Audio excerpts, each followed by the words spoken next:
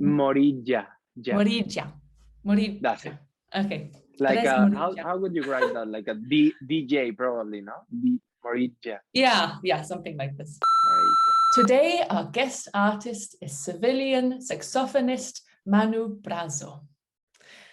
Born in Seville, Spain, Manu is a young saxophonist who has been praised for his unique sound and virtuosity, as well as having the ability to have a close and intimate relationship with his audience. He regularly mixes a musical and often technically challenging performance with anecdotes about himself or the composers. Manu has performed throughout the UK and Europe and played with the London City Orchestra, RCM Philharmonic, Orquesta Bética de Cámara, and Orquesta Filarmonia. In 2018, he was selected to take part in the Britten Peers Young Artist Programme, where he performed at the Snape Maltings Proms conducted by Marin Alsop. Manu has also been a regular guest on BBC Radio 3 in Tune. We are very grateful and fortunate to have him here on Classical and Beyond today. Manu, welcome. Very nice to have you here. Thank you very much for having me. It's my pleasure. It's my pleasure. How are you doing today? Very good, very good. I had a nice morning, a little bit busy, but it's going well, and it's nice to feel that it's not that cold, because it doesn't feel that like summer lately, even if we are in summer. So where are you currently based at the moment, Manu? I'm in London. So we are both Londoners. Manu, during a long period of cancelled performances, how have you kept the inspiration, the motivation up, and how have you managed to share your music with your audiences? Yes, so I think we have all suffer, I would say. It's been a very long year and a half, I think. And from the very beginning, it was difficult we were all in shock. So we didn't know what to do. After a couple of weeks, I think, since everything started last March, I was thinking that could be my moment to shine. I wanted to take it like that. And I was like, okay, now I'm going to try to work as hard as possible. And although I didn't know what to do with, but I wanted to really work and really try to get my music and my work out there. So that was the reason I thought about starting to learn how to record myself, video, audio, how to build like a proper home studio in order to be able to do that. Everything that idea came to my mind because the week that the lockdown started, in the end of that week, we were supposed to travel. I was supposed to travel with a string quartet to Milan to record my first album. Wow! so it never happened. What a shame! Yes. So it's a pity, but that opened. I was really prepared. Yes, and that opened new doors to start to do that project by myself. It wasn't the same kind of project, but the idea was similar. Fantastic. So you would say that this pandemic has forced you to be more entrepreneurial and take your own creative path in your own hands. That's fantastic. What lovely words of motivation to inspire our listeners and fellow musicians. So can you tell us a bit about this EP then? Is it out now for people to listen to? Yes, it came out in the beginning of last summer. It's called Solo Dialogue, and I wanted to show all the weird feelings and all the new feelings in a way that we had in the beginning of this new thing, which was the pandemic for all of us. All the pieces were arranged for solo saxophone, and I wanted to show a variety of music that you can, that I think otherwise I wouldn't have prepared for a project like this, at least not now. And I did the arrangements. I I prepare all the music. There are some Fantastic. You did very all the very difficult arrangements. pieces. Yes, Wow. yes, yes. Well, there is one piece that is original for solo saxophone, which was arranged for me for this project, which was Otoño en Buenos Aires Uh-huh. by the Mexican composer Jose Elizondo. He wrote to me saying, "Oh Manu, I like I like your music. If you want to play any of my music, you're welcome." And I chose this piece because it's just beautiful, beautiful piece, really melancholic as well, and really it has some anger inside, which is kind of how we all were feeling at that point, I think. Um, and those are all the feelings. Those are all the sensations that I wanted to share through my music. I'm building this little home studio that I did in my own bedroom with Wonderful. a few good microphones and good laptop, finding some equipment and isolation panels and all that. And I learn a lot. I learn a lot. I study a lot.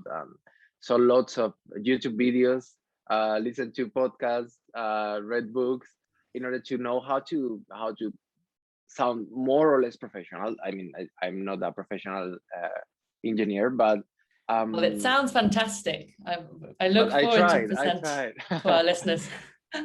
That's really wonderful. And also it's had the support from Classic FM as well, and Yes.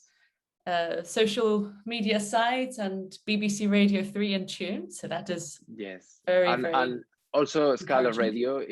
It was in Wonderful. there, and I had a program with Angelica Bell speaking about the EP when it came out. So it was great. So I think you can recognize some music of Piazzolla, for example, some tango here. There is some Buenos Aires air in this piece, and tango has something special. Well, it's like almost every folkloric music, which has like a lot of depth, and at the same time it wants to be fun in another way. So tango has this passion, which is the dance, which is deep and is emotional, and on the other side it has the different kind of emotion, which is the part of the milonga, the slow songs that are like more like melancholic, and it's about loneliness, about missing your where tangos, for example, were sung by Spanish people that came to Buenos Aires, and they wouldn't see their families for months and years, or never, perhaps never ever again, because there were no phones, there were no telephone even at some point. And that's the spirit, that's the idea and the mood I wanted to share with this piece. That's wonderful. I do like a good tango, I must say. So, of course, being a violinist, I've noticed that there is some solo Bach that was originally for violin on your EP, Solo Dialogue, as well as the Obsession of Ysaje. You may have listened to our previous episode where we have featured Kirsten Leong, who is a violinist who had recently actually shared his Ysaje solo sonatas and also spoke about Bach and the influence. So it's almost as if it was meant to be that we've connected from episode to episode. Yes. Would you like to tell us a bit about the Bach piece that you have programmed in your solo dialogue? So this Gigue that we have from the Partita in D minor by Bach, it's just it's a piece that I've been wanting. I wanted to play it for a while, and I heard it for saxophone when I was finishing my undergrad studies in Seville. Amazing. But I didn't dare to try that kind of music. I feel so much respect every time I do a transcription, and I do many of them, but I try to make some music always that works for saxophone and that doesn't feel strange because of the range or because of the techniques, because of many things that can make a piece feel not natural. And in this case, this one was one of the most challenging bits of music I have ever played, because of it just never stops. It just goes and goes and goes. And I had to practice one specific technique for saxophone, which is circular breathing, which is the capacity of being taking air through the nose at the same time that you blow through the mouth. But that got more complicated when everything was articulated. Everything is really staccato in this piece, really short, and then you have to be using your tongue at the same time that you are doing that. So it was really complicated technically. And I was listening to this track and I'm wondering, how did you manage to catch your breath? It's incredible. So you were circular breathing in and out at the same time. That's incredible. It's a real skill. Not all wind and brass players can actually do that. Well, it's at a professional level, most of them can, or most of us can do it. But to do it inserted in a piece in which you have to be doing so many things at the same time, and actually I think this is 2 minutes piece or something like that, and there is no breath. I think I didn't take a break throughout the whole piece, Almost which makes superhuman. Superman. Makes it really difficult. But in the end, I really like the result, and it took a long time to get a good recording of this piece, but I was very happy with it in the end. I listened to it and I'm so impressed by the amazing clarity and articulation that you bring really forward. hard, yeah. As a violinist, I think of how to translate it on the bow, and typically when we would be playing constant rapid notes, they would naturally bounce off the bow, but you really have to make each note speak even more. Yes. Hats off to you. In terms of Bach, we have another composer who was heavily inspired by him, Eugéne Ysaje, the Belgian violinist. For those of you who are listening to our previous episode, we were featuring Ysaje's sonatas, and Manu has actually presented to us one of the movements from his second sonata, the Obsession. Manu, did you arrange this as well for the saxophone? Yes, and this one has a funny story, because I never made the arrangement. Actually, I started transcribing this piece when in the end of 2016, I think, and I set it as a challenge for myself, because I just love the piece and the mood of it, and the beauty of the craziness of the piece, and I just did it as an exercise in the beginning, and then I chose it to be the last piece of my first year of my master degrees, the final exam. And where was this master's exam taking place? At the Royal College here in London. Yes. Yes. Manu and I both went to the Royal College of Music, but we missed each other there. So this piece in the beginning, I was just reading from the violin sheet music, and just to find a key sometimes is difficult on the saxophone, because you need to find something that doesn't go too high. The violin goes much higher than the saxophone, so you need to find something that doesn't feel too low, so it gets like kind of blurry in the register. But if it goes too high, you cannot control it too much, so it's difficult. And I found this is just a technical aspect, but I found that just reading it in bass clef, for me, I don't know, for some reason, it didn't match the key, it didn't match anything, but it worked. And I took it as an exercise for reading and transposing at the same time. And I learned it by heart with a little bit of effort. And then I just played it. So I never made a proper arrangement of it. And I just kept playing it. We are a melodic instrument. We can just play lines and tunes. And all that harmonic aspect that the violin has, we don't have it. So we have to fake it, and it makes it very, very difficult.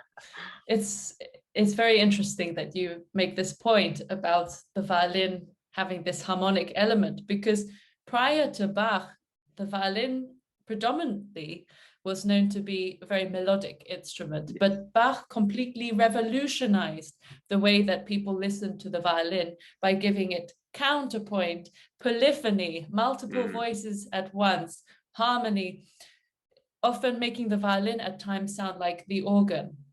And this technique that you mentioned, the bariolage, is when the violinist would typically cross several strings to give this impression that there's multiple voices playing at once. So this is very interesting that you mentioned that. Furthermore, the saxophone being a melodic instrument and translating it felt like quite a challenge. I'm feeling that you're carrying this tradition of improvisation, arrangement, experimentation that these great composers, Ysaje and his predecessors like Bach and Mozart and Beethoven would be doing, because you're really creative in the way that you just take up an original piece and decide somehow to bring it onto your instrument. That takes a lot of not only skill, but also a lot of courage to find it within yourself to play this repertoire that is already, like you said, very challenging for the original instrument, but even more so for your own. Manu, I'm so impressed.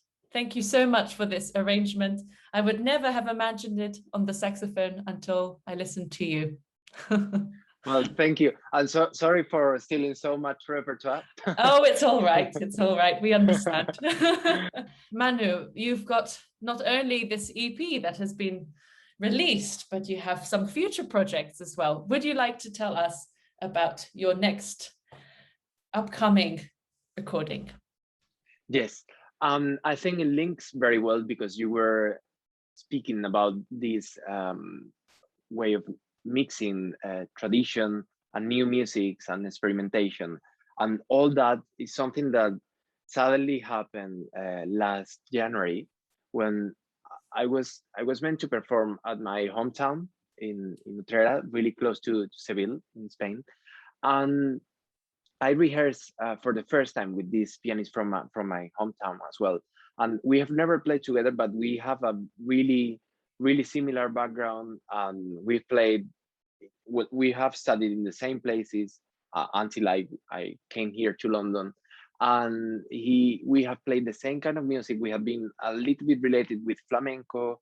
We've done some kind of flamenco pop as well in our, like, it's really common in there, and I just wanted to try to rehearse with him and see what happened.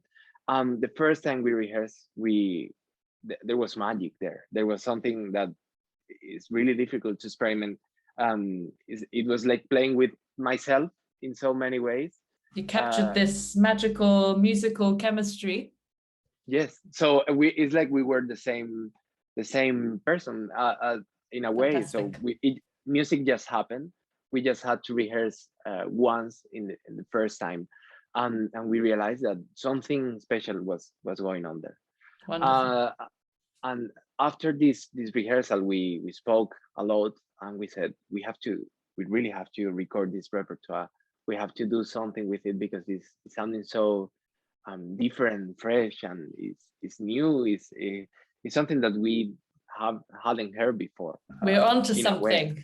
Wonderful. Yes, something was happening there. Exciting. And then after this concert got cancelled, we focused on trying to organize a recording session in the coming months. And it was a couple of months ago. I went back to my hometown, and now that I knew a little bit more about recording, I set up this recording studio in my parents' place with a nice piano. Everywhere you go, you've set up your own studio. That's it. And then in a couple of days, we shut the room. We were there for 2 days, 2 consecutive days, and we came out with this whole album. Wow. Which we are releasing in September. If you want, we can start with something that was a little bit of experimentation in the beginning. We wanted to play some folk music. That's the name of the project, which is Folklore. This tradition that we had experiment with flamenco, with our roots, with our music that we have tried and we have played. We thought and we felt that it was exactly the same with any kind of folk music. That's why we took, for example, some tangos, which we perhaps can listen to them later. Absolutely, I would love to. And now these Bartok Romanian dances, it felt a little bit like flamenco. So there are some points in which in the middle movements we are just improvising, and it happens Wonderful. to, it goes well, it sounds good, and it just happened spontaneously in the rehearsal, and we were like, okay, let's add it to the music, why not? I think this is what you were talking about before, of the old composers kind of just taking the music a little bit less serious and just enjoying, experimenting, adding parts, adding improvisations. That's what we wanted to do as well. I think it's very, very well linked with all the pieces that we put in our album. Everything is together and really really linked by the especially Spanish music, but it's so similar in so many ways. Hungarian music, Romanian music, you have Argentinian music, and everything is not far away. So it just feels like everything is just like a set of songs together, and that's the album. So that's the feeling we wanted to show, and together with that, there is some pieces in which we are just improvising for 2-3 minutes, and then suddenly we play the piece, or just improvising after the piece. And that's not the case of the Romanian dances, in which we just added a couple of beats in a couple of movements, but it's the case in the others. And we can, for example, listen to, if you want, to Por una Cabeza by Carlos Gardel. It's often heard in film music as well. I'm pretty sure I've heard it somewhere in a film. Yes, lots of advertisement and publicity, and it's, I mean, parties, weddings, it's everywhere. It's just a beautiful tango, beautiful piece by Gardel, and we it just felt natural for us. It wasn't a piece that we wanted to add in the beginning, but we discovered this version by John Williams, and we were like, okay, we can do something like that, because it seems like a piece, like a proper piece, and also it's just beautiful music at the same time, without being too serious or too towards the other way. It's not too simple either, or too, I don't know how to call it, but the opposite the opposite of being like too scholastic, for example. What does it mean actually, por una cabeza, for those who don't speak Spanish? Por una cabeza literally means for a head. For a head. Wow, quite dramatic. Yes. Can we elaborate further on this meaning? If you actually listen to the lyrics, they are a little bit strange. Apparently in the lyrics, which were by Alfredo Lepera, he speaks of this compulsive horse track gambling addiction, and he compares this addiction for his attraction to women in this tango. Yes. This is quite I told you it was a bit I told you it was a little bit strange. but it's true. It's just if you listen to it, it doesn't really, even in Spanish, it doesn't even make too much sense to when you are listening to it. You don't feel this emotion. It's just you feel that it is speaking about love from the beginning, which is, or passion, which is, well, it's a similar. And but it's true that when you listen to the lyrics, if you really listen to what they say, it's like, are we speaking about the same song?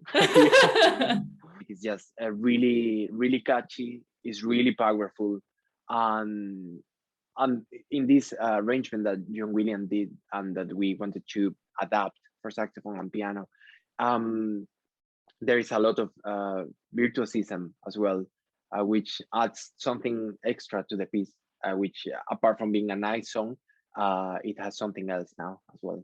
Tango feels like folk music for South America, for Argentina, and it's very similar to ours, to Spanish folk music, of course. There are some Spanish songs that are linking all the pieces in the album. And these Spanish songs, they are not the original ones. We have improvised on top of their tunes, and we have arranged all these pieces to have a different, a new feeling. All these traditional pieces were arranged and compiled by Lorca, a very famous, very well-known Spanish poet, and he was a musician as well. He studied with Manuel de Falla. What we wanted to do is just take these themes like they do in flamenco. For example, when there is a flamenco singer, they take one lyric and one tune, for example, and then they just go around it in so many ways. But it's always kind of the same. And we wanted to do this with Lorca songs, which is traditional music as well. And in this case, I would like you to listen to Tres Morillas, which is one of the songs by Lorca, and it literally means 3 Moorish girls. We had the Moorish people especially in the south of Spain, for hundreds of years. I think it was almost 1,000 years, 800 something years. So we are deeply influenced by them, by their music. And that's why flamenco, well, not just flamenco, or our culture is so similar to their culture. And this is just a piece, a song that really shows tunes that sounds, you don't know really if it sounds flamenco, Andalusian, or Arab. And that's what we liked about them. And that's why we chose them to improvise and to arrange them. Solo Dialogue is out already on streaming platforms such as Spotify, Apple Music, and Amazon Music. Manu's upcoming album Folklore will be out in September, so we are very privileged to have a sneak peek of what has already been recorded. What a pleasure. Thank you for sharing with us in advance. What a treat. Thank you very much. It's my pleasure, and I want people to listen to it as soon as possible. So it's really my pleasure. Is there any advice that you would give to fellow musicians like yourself, young artists, to encourage them during quite a difficult time in the arts?